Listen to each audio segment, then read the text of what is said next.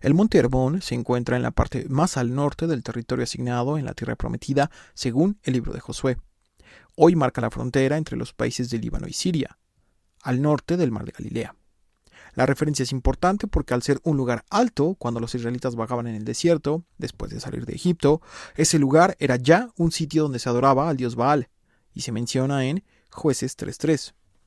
Los 5 príncipes de los filisteos, todos los cananeos, los sidonios y los hebeos que habitaban en el monte Líbano, desde el monte de Baal Hermón hasta llegar a Hamat.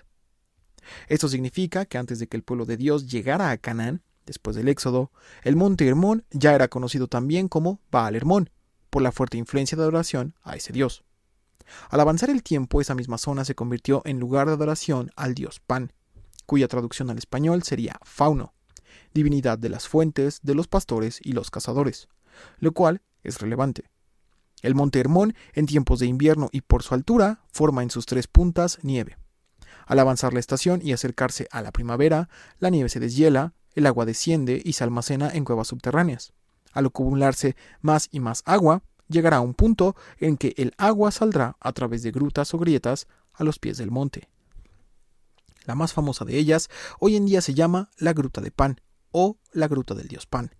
En la creencia griega, muchos ríos y manantiales estaban vinculados al inframundo, así que cualquier agua que brotaba misteriosamente de una cueva o grieta podía interpretarse como un ramal de los ríos sagrados que comunicaban con el Hades. En la mitología griega existían 4 ríos que separaban la superficie del reino de los muertos.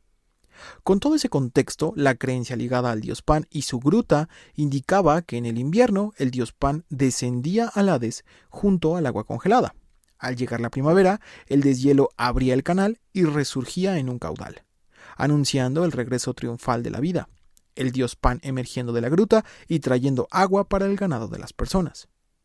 En la actualidad ese lugar existe, y aún conserva en roca tallada vestigios del templo y culto al dios Pan. Jesús, después de haber negado la señal del cielo a los fariseos que lo tentaban, subió a la barca para encaminarse a la orilla opuesta del mar de Galilea, en Betsaida, y al sur de donde se encuentra el monte Hermón. Como la tensión entre Jesús y los fariseos ha ido cada vez en aumento, Jesús quita presión al asunto, alejándose de las autoridades religiosas para estar cerca de sus discípulos. Con toda la carga religiosa pagana que tenía el monte Hermón, Jesús tomará camino hacia ese lugar, históricamente ligado al dios Baal y luego al dios Pan. Su visita resulta interesante porque así como cuando fue a la Decápolis encontró resistencia a través del hombre gadareno poseído por el demonio Legión, el monte Hermón tiene una carga no solo simbólica, por el culto a dioses ajenos a Jehová a lo largo de la Biblia, sino también espiritual. La gruta del dios Pan, ubicada a los pies del monte Hermón, visiblemente tiene el aspecto físico de una entrada a una cueva y un caudal o manantial que sale de ella. Pero, como en la creencia griega, el dios Pan descendía por ella en invierno y salía victorioso en la primavera, ese lugar se consideraba una puerta al inframundo, la región de los muertos. Esa palabra, inframundo o región de los muertos, en griego se conoce como Hades, y es también la palabra utilizada para sustituir la expresión hebrea Seol. Es decir, en términos sencillos y casi de forma general, el lugar de los muertos, el inframundo, el Hades o el Seol vienen a ser la misma cosa en términos del lenguaje de la Biblia. El choque que se aproxima es de enormes proporciones, pues Jesús durante su ministerio dejó claro que Él es la vida y Él trae vida. Juan 6:39. Y esta es la voluntad del Padre, el que me envió, que de todo lo que me diere no pierda yo nada, sino que lo resucite en el día postrero. Y esta es la voluntad del que me ha enviado, que todo aquel que ve al Hijo y cree en Él tenga vida eterna, y yo le resucitaré en el día postrero. Jesús no solo asegura de sí mismo que Él es la vida, sino que además tiene la capacidad de resucitar a todo aquel que cree en Él. El contraste sucede porque Jesús, el ser divino que trae la vida y es vida, voluntariamente se aproxima a la entrada o puerta de un lugar que literalmente se llama el lugar de los muertos.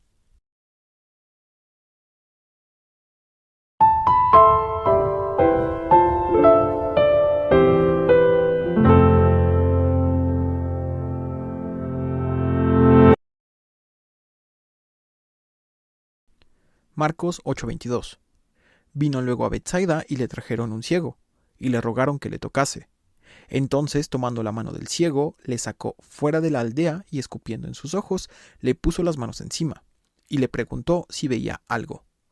Él, mirando, dijo: Veo los hombres como árboles, pero los veo que andan. Después de la discusión de los fariseos acerca de la señal del cielo, Jesús y sus discípulos bajan de la barca en Betsaida, que sería la parte noreste del mar de Galilea. El milagro del ciego de Betsaida funciona para conectar esos dos eventos en el trayecto de Jesús. Retirarse del foco de los fariseos no era un llamado a la inactividad. Finalmente, en casi todos los casos que Jesús intentaba aislarse, la gente lograba hallarlo. La progresión del milagro, tomando en cuenta que el hombre no fue sanado en un instante, ha provocado varias consideraciones. Entre las más destacables, podríamos decir que la progresión no solo fue del milagro, sino también de la fe de aquel hombre. La historia comienza diciendo que le rogaron que le tocase, dando la idea de que aquellas personas que llevaron al ciego confiaban que tan solo un toque de Jesús bastaría para que el hombre pudiera ver. Pero Marcos indica que Jesús no lo tocó, sino que lo llevó fuera de la aldea. La invitación de Jesús y la actitud del hombre de obedecer la indicación orilla a pensar que su fe iba en aumento, así como lo hizo el milagro. La respuesta del hombre de comenzar a ver lo que llamaríamos sombras sugiere que él no había nacido ciego, sino que a causa de una enfermedad o accidente había llegado a ese estado. Esa conexión es la que podría explicar el motivo del método con que Jesús lo sanó. Adam Clarke, el comentarista de la Biblia, lo explicó así. Es como si se hubiera hecho únicamente para separar los párpados. Como en ciertos casos de ceguera, parece que los párpados están pegados o engomados. Se requería de un milagro para restaurar la vista, y esto era un hecho cuando Cristo puso sus manos sobre el hombre ciego. Pero no se requerían milagros para abrir los párpados, y por tanto se utilizaron únicamente medios naturales. En resumen, el hombre probablemente tenía pegados los párpados y Jesús con sus manos y saliva disolvió el problema. Marcos 8:25. Luego le puso otra vez las manos sobre los ojos y le hizo que mirase, y fue restablecido, y vio de lejos y claramente a todos. Y lo envió a su casa diciendo: No entres en la aldea, ni lo digas a nadie en la aldea. Así llega a su destino final, la progresión del milagro y de la fe de aquel hombre. Al escribir fue restablecido, es el último síntoma para identificar que el hombre no había nacido ciego. La instrucción de no divulgar el milagro, en este caso, es más transparente, pues sabiendo que estos hechos ocurrieron en Betsaida, la opinión de Jesús acerca de ese lugar era clara. Lucas 10:13. Ay de ti, Corazín, ay de ti, Betsaida, que si en Tiro y en Sidón se hubieran hecho los milagros que se han hecho en vosotras, tiempo ha que sentadas en cilicio y ceniza se habrían arrepentido. Por tanto, en el juicio será más tolerable el castigo para Tiro y Sidón que para vosotras. Jesús ya sabía que en Betsaida había mucha incredulidad, pero también sabía que en la ciudad podría encontrar al hombre ciego y su fe. Marcos 8:27. Salieron Jesús y sus discípulos por las aldeas de Cesarea de Filipo, y en el camino preguntó a sus discípulos, diciéndoles: ¿Quién dice los hombres que soy yo? La manera en que están escritos los evangelios obedecen a una narrativa específica que colabora en mayor o menor medida a entregar el mensaje del evangelio de Jesús. Y dentro de los evangelios existen historias conectadas que le dan un sentido más profundo y coherente a lo que en el momento Jesús quería comunicar a sus discípulos. A partir de este momento, al menos 3 relatos se entrelazarán para mostrar quién es Jesús y cuál es su propósito en la tierra, culminando con una manifestación tangible y evidente de esa respuesta, ante su círculo más cercano. La pregunta de Jesús, por supuesto, tiene una intención clara: hacer que sus discípulos hablen y confiesen su opinión y creencia acerca de él. Marcos 8:28. Ellos respondieron: unos Juan el Bautista, otros Elías, y otros alguno de los profetas. La respuesta de los discípulos era la que habían escuchado de la gente, no la suya. Mencionar a profetas del pasado, ya muertos o elevados al cielo, tiene su raíz en las siguientes posibilidades. Juan el Bautista había sido ejecutado recientemente, y su nombre seguía resonando en la esperanza mesiánica. Elías, según el profeta Malaquías, debía volver antes del día grande y terrible del Señor. O llamar a Jesús uno de los profetas implicaba que a sus ojos era alguien levantado de entre los muertos. Marcos 8:29. Entonces él les dijo: ¿Y vosotros, quién decís que soy? Respondiendo Pedro le dijo: Tú eres el Cristo. La siguiente pregunta de Jesús: ¿Y vosotros, quién decís que soy?, obliga a sus discípulos a hablar por ellos mismos, no por la gente que, aunque era testiga de las obras de Jesús, no eran ni por poco tan cercanas a él como ellos. Aunque podemos asumir que entre la pregunta de Jesús y la respuesta de Pedro pudo haber pausa, discusión o inseguridad entre los discípulos, la manera en que se desarrolla este y los eventos posteriores dan cuenta casi con seguridad que Pedro dijo: Tú eres el Cristo, de inmediato, después de que Jesús lo preguntó. Su respuesta corta, registrada en el Evangelio de Marcos, podría quedar allí. Pero afortunadamente Mateo y Lucas también cuentan esta historia. Y particularmente Mateo amplía lo dicho por Pedro y la respuesta de Jesús. La diferencia de narraciones obedecería a que Pedro, siendo la principal fuente de información del Evangelio de Marcos, decidió omitirla, evitando parecer presumido. Mateo 16:15. Él les dijo: ¿Y vosotros, quién decís que soy yo? Respondiendo Simón Pedro dijo: Tú eres el Cristo, el Hijo del Dios viviente. Entonces le respondió Jesús: Bienaventurado eres, Simón, hijo de Jonás, porque no te lo reveló carne ni sangre, sino mi Padre que está en los cielos. La explicación o respuesta que da Jesús tiende a ser más sencilla de lo que pareciera. Albert Barnes, un comentarista del siglo XVIII, plantea la intención de Jesús. Ustedes no han aprendido esta verdad a partir de mi modesta apariencia, ni de mi naturaleza humana, ni del rango y la posición que aparento en el mundo. Ustedes, judíos, esperaban reconocer al Mesías por su esplendor exterior, por su pompa y su poder mundano, mas no han llegado a conocerme de ese modo. No he manifestado indicio alguno de ser el Mesías, y ni la carne ni la sangre lo hubiesen revelado. Aún en mi condición humilde, alejado de las expectativas que tenían, han aprendido esta verdad que procede directamente de Dios. Jesús no encajaba ni de cerca con el Mesías caudillo, libertador, trayendo juicio a los romanos, que castigaría a los impíos y pondría en alto al pueblo de Israel. Por eso a Jesús lo identificaban como Juan el Bautista, Isaías o Jeremías, pero nadie lo percibía como el Mesías. Ese es el énfasis de Jesús respondiéndole a Pedro, quien no vio lujo, poder militar, influencia política ni riqueza, y aún así confesó a Jesús como el Mesías, el Hijo de Dios. Y para que un judío temeroso de Dios, por muy ignorante que fuera, o al menos no tan estudiado en la ley como los fariseos, llamarle Mesías a Jesús, a pesar de que fuera todo lo opuesto a lo que habían sido enseñados, era una locura, o un acto de fe. Y la confianza y fe que Pedro reflejaba es lo que Jesús reconoce.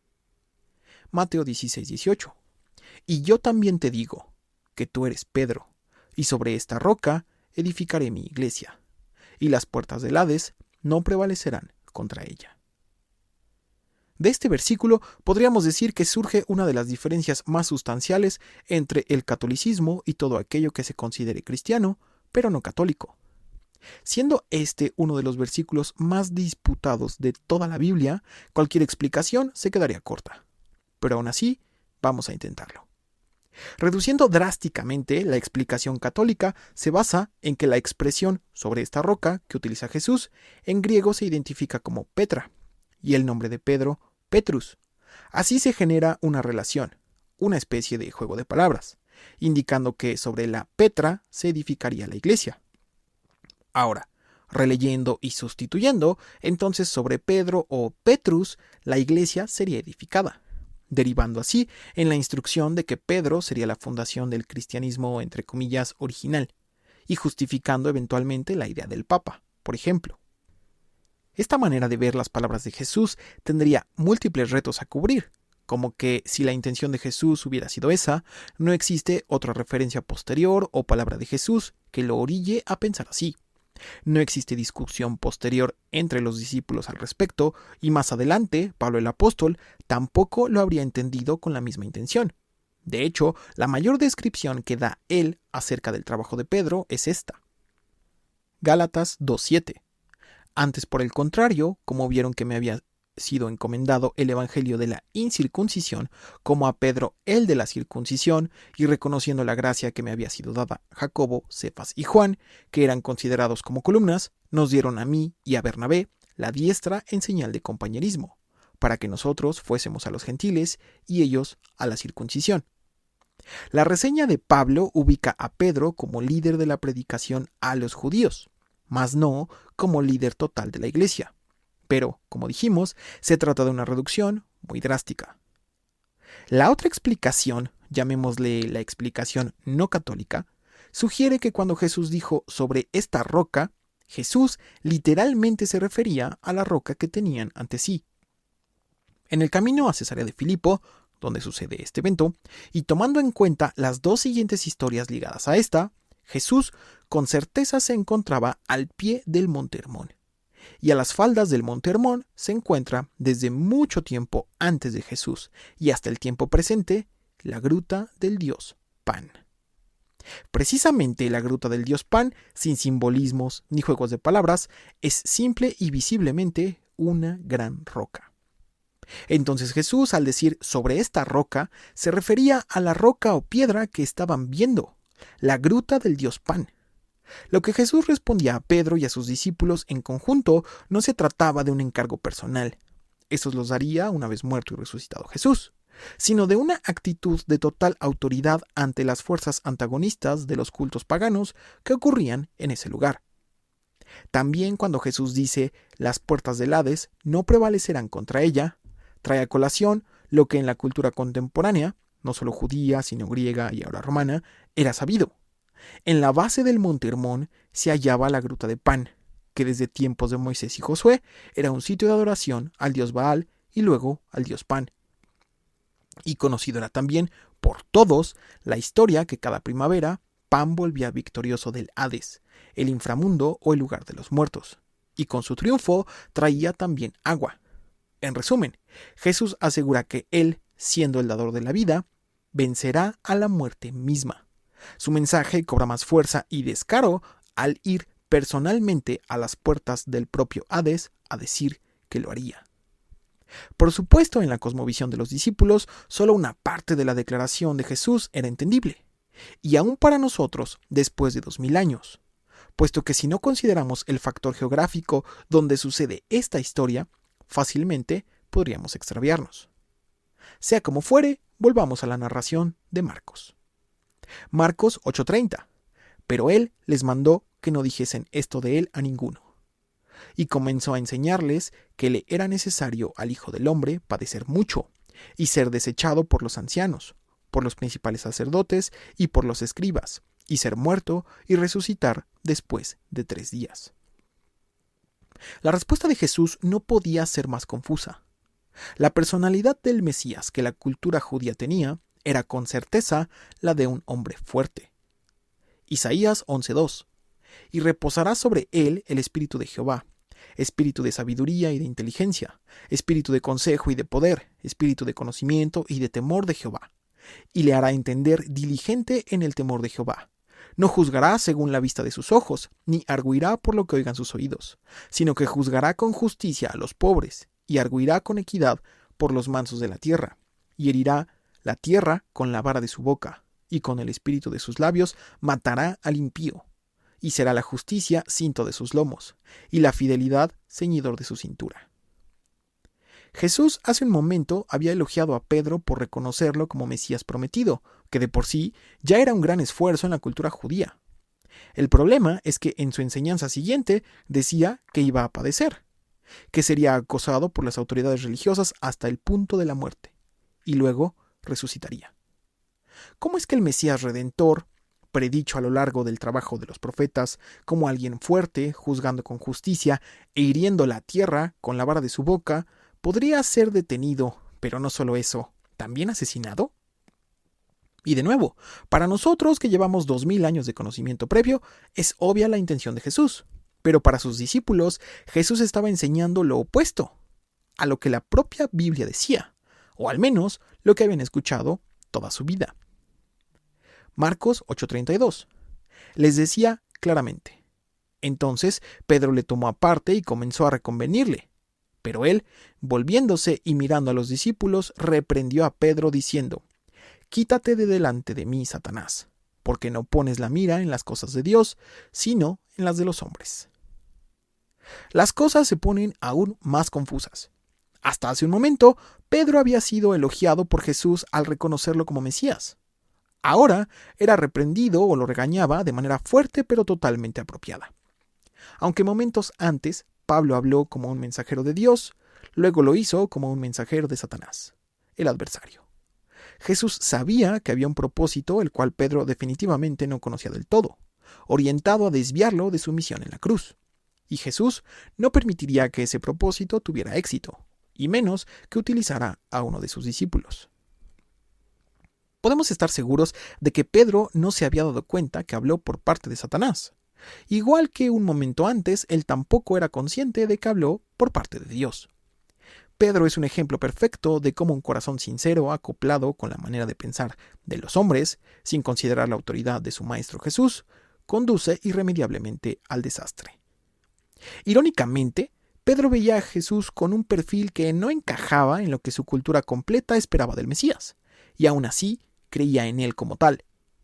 Y también Pedro esperaba, o todavía tenía en la mente, al Mesías como la personificación de poder y fuerza, en lugar de un siervo que debía padecer. Pedro no podía concebir al Hijo de Dios sufriendo, hasta la muerte. No resistía la idea de que los profetas, habiendo descrito a un Mesías triunfante, juzgando a los pueblos, castigando el pecado y, teniendo a Jesús enfrente, aprendiendo de él como maestro, atestiguando de sus enseñanzas y milagros, ahora él dijera que iba a morir asesinado. Por eso intentó reconvenirlo. En la actualidad, tachamos de ilusos o casi ineptos a los discípulos de Jesús cuando leemos los evangelios. Pero es necesario considerar, tanto como sea posible, la idea del Mesías con la que habían sido educados.